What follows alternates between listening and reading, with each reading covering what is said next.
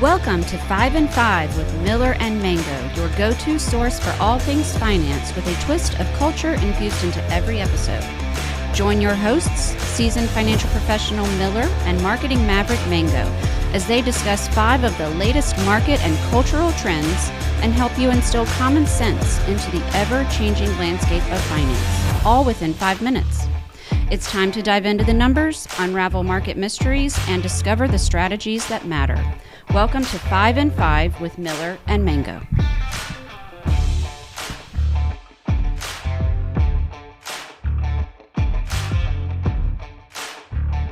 Hello and welcome to 5 and 5 with Miller and Mango. I'm your host, Mike Manganello, with my co-host, Miller Hoffman. Miller, what's happening? We are doing well. It's Hump Day, Wednesday. Hump Day, yep. So halfway through the week, and we got Thursday and Friday left. We just had a photo shoot in the TradeWinds office. Can't wait to update our photo with our new pictures. That's it's gonna right. be very exciting. I hope the editing looks good. It's going to take a lot to bring me back to life here, but we will see. All right, we got some news. Let's start it off. Recently, Michael Arone, the chief investment strategist at State Street, was quoted that there are 3 things that investors should know, but probably don't. You ready? We'll go through all 3 of them. The new comments. Very good. What's on the 1, list? Small and mid-cap stocks have outperformed large-cap stocks recently. 2, Magnificent 7 dominance is a myth so far. And 3, long-duration U.S. Treasuries have delivered negative performance for the first time ever. This is news. This is CNN right here. This is CNN, but let's go through and break down what Let's do even are some of the pieces of jargon that he's mentioned in his 3 topics there. So when you hear as an investor small cap or mid cap, think of the size of the company. Cap is short for capitalization. So we judge the overall size of a company. We take the share price, we multiply it by the shares outstanding. So that gives us an idea of how large Walmart is compared to Exxon. Of course, it's not apples to apples, but that is our somewhat objective way of trying to see how large are these companies actually that we're dealing with. So historically, Mango, small and mid caps have indeed outperformed large caps, so larger companies, but there's a pretty clear reason for that. They're a lot more risky, riskier than large cap companies. Think of your small kind of startup tech company. Can easily double, triple, quadruple in size in just a year or even a handful of years, where we know Coca-Cola is not going to double in size next year. But Coca-Cola is probably much more stable than that same tech startup, to be fair. Magnificent 7 was a phrase that really popped up last year in 2023 that really highlighted 7 stocks here in the U.S. that pretty much carried the market. A good chunk of the major indices here in the nation pretty much rode on the coattails of those 7 companies. And they're the usual suspects, right? Your Apples, your Amazons, Tesla, Google, Microsoft. I didn't mention that before, but to his point, a handful of those are actually negative so far year to date. So we've seen quite a flip from 2023 performance to 2024.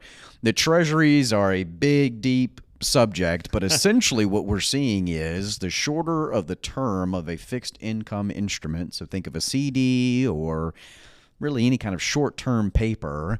The market is rewarding you at a higher rate for shorter term than longer term. So we use duration as a measure to gauge how much interest rate risk are we taking, and how that should direct our behavior as investors and advisors, secondly. So good thoughts, and I think he has some merit behind them, but going through and actually defining what actually is this guy saying, I think is important too. So you're an investor that did know that, though. So I'm an investor that did know that. I have a slight edge, I'd say, over the general American public. I hope I would. But no, it's interesting for him to be studying that and calling it out. Okay. 2, private equity firms, we talked about PEs in the past, are looking to buy out Peloton. Peloton, if you remember, was the darling of COVID. Everybody and their sister were buying Pelotons, using them. And I think over the years, their stock has dwindled.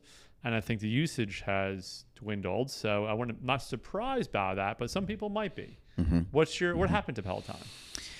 Yeah, a lot, I'd say, is the short answer. And it's a excellent example or a poor example, depending on if you're an owner of Peloton or not.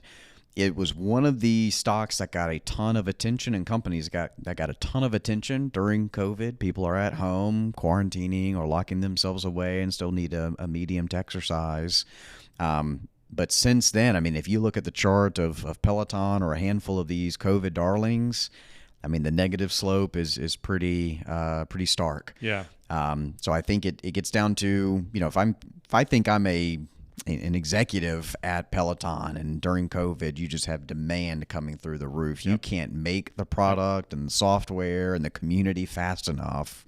And fast forward here to 2024, smaller private equity firms are looking to buy you out from the size and scale and the hopes that you had.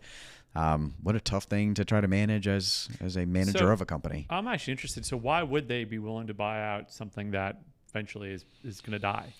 The truth of the matter is private equity firms oftentimes will come in and they'll scrap the company. So maybe the private equity companies feel like what's just the assets of the company are worth more than maybe the company itself is stating it for. But private equity is in it for a strict profit. So you're buying the cent of the dollar and thinking that you can make some money off of the assets they currently own. That's right. Or trying to restructure the company in somehow to prepare it to be sold back to the public or packaged up with maybe another brand who sells exercise equipment, something like that. And offline, you mentioned somebody similar to Zoom, right? Yeah. About the darling during COVID, everybody using it, and the usage has gone down tremendously as well. So. That's right. That is why it's so difficult to be an investor of individual companies. Yeah. I mean, Zoom was going through the roof during COVID. Every reasonable person would expect, hey, video conferencing is going to be the norm. I should go ahead and buy it. But gosh, it has been such a hard one for people to let go, even as much as Zoom is almost a household term at this point. Yeah. Everyone knows what it means to Zoom. So yeah, really, really tough to be an investor. Number 3, new term alert. I've never heard this before. Americans can't stop spaving. Spaving. Yeah. Which means spending more that you save. Mm-hmm. We've talked about that a bunch, but now there's a term behind it. What are some tips, and why do people do that? Yeah. Well, let me throw the ball back in your court here.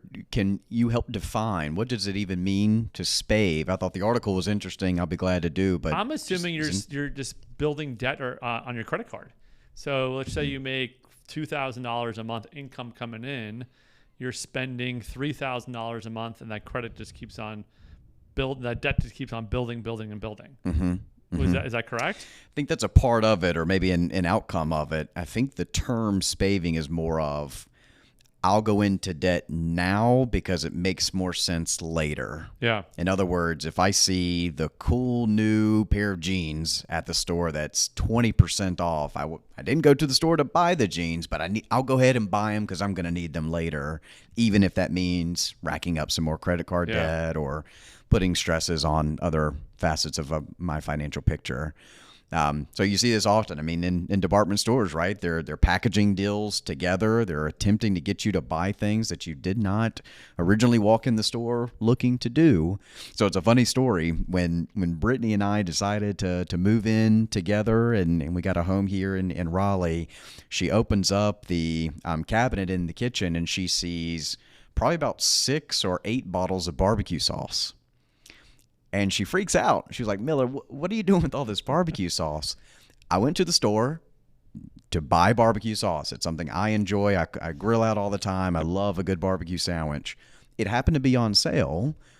And when the stars align in that degree, I will buy a ton of it. Yeah. It's not going to go bad within reason. It's not going to go bad next week. So I'm a stalker from that perspective. But if I didn't need barbecue sauce, then I don't care how much it's on sale for or how cheap it may be. It's still money that's no longer going to be in my back pocket, if that makes any sense at all. It does make sense, yep. Yeah. So I think that's the term, kind of the spaving, trying to spend to avoid maybe future debts in the future or coming up, rather.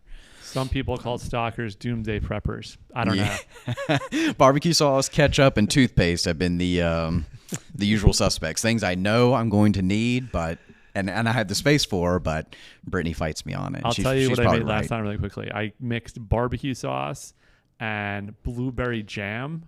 Oh, ooh, delish. Blueberry jam. Highly recommend. I've never heard of that before. Favorite. All right, we'll have to give it a shot in the Hoffman House.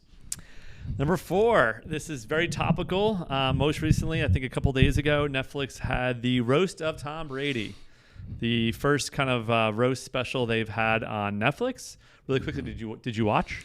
I watched clips of it. I have Okay. not watched the full thing start to finish. 3 hours. Oh, wow. Highly entertaining. Wow. I don't know if I can make Captivated 3 American hours. still is. Okay. I'm interested in, I think streaming sites now really taking on live entertainment throughout Netflix, throughout, Amazon Prime, whoever, Hulu.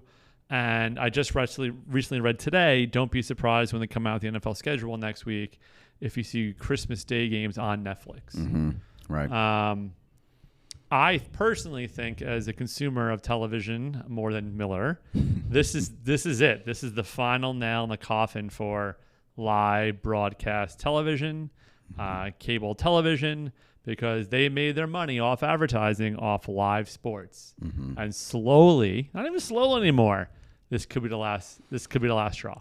Yeah. Well, Right? Amazon's already, punted that ball beginning with the Thursday night games that for the NFL that they're doing. So I think they've kind of proven it works and people will tune in and viewership was strong. So, why shouldn't Netflix, dip their toe in and see what they can do? So I would just say, be on the lookout for more of these live. I think just a boxing fight with Mike Tyson on Netflix soon. A lot more live entertainment coming to your streaming channels, which I'm fine with. Makes it a little more complicated as you're channel hunting going between them. I want a guide for, this is actually genius. I want a guide for all my streaming services and to be able to choose what to watch and when. So instead of a cable TV guide, it's all your streaming services. Sounds like you got a lot of work to do then, A lot of work. Mango. Put it in But I practice. recommend watching it. It's definitely rated R. It's not for your kids. What's last? What are we finishing up with? Explain it to me like a fourth grader. By the way, that's only lasting for another 6 weeks because Dylan's become a fifth grader. That's right. So we'll need to change Graduation. this subject. Explain it to me like a fifth grader. Meme stocks, a.k.a. Reddit stocks, like GameStop. What is that? Where did this come from? Gosh, it seems like a brand new invention over the past couple years, but we define that in the industry as a handful of these companies that have just gotten such a boost from consumers for no reason than maybe spite of the Wall Street apparatus that it is, or just the environment that it is. But also there's some nostalgia as a component to it as well. So like GameStop, I think is the AMC, the chief I know is another example. suspect. Yeah. But Mango, to be fair, we really look to value, and when I say we, just the industry as a whole, look to value companies in really two different ways. One is from a quantitative perspective. How many iPhones are being sold? Where is Coca-Cola opening up new factories? Is Tesla going to penetrate the Chinese market or not and sell more cars? So there's quantitative measures, sales, revenue, margins, cost of goods. I mean, we can define what that looks like. But then, not to be overlooked, there's a qualitative side. How do we actually feel about the companies that we're buying? Do we like what BP did during the oil spill? Probably not. Yeah. A lot of people had a strong qualitative reaction to that from a behavioral standpoint. it's Do we interesting. like Coca-Cola, or just maybe nostalgia grips us and we love Pepsi more and that's why we buy Pepsi? So both of those things together can drive up or really kill what a stock price looks like. So the meme stock kind of phenomenon was more on the qualitative side. The numbers did not support GameStop rising to the degree and the level that it did. It was purely a qualitative play. A group of people read it.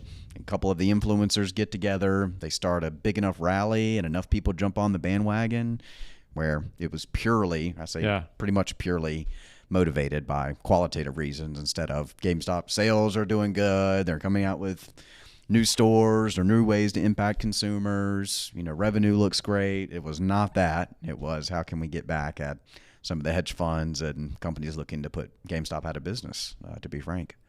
So buyer beware, do some research before just kind of seeing what everybody else is talking about. Yeah, everyone, there's a handful of people who do really well, right? Yeah. And the rich live on to tell the story, but there is a long list of people who lost a ton, and those people don't get the Netflix specials that the winners do. They do. All right. That one wraps it up. We are in the beginning of May. We got probably one more episode until summer. Wow. Which is crazy, right around the corner. It is crazy. There's some exciting news at TradeWinds that we will share during the next episode. And again, thanks for listening. Subscribe, comment, let us know what you would like to hear next. Have a good one.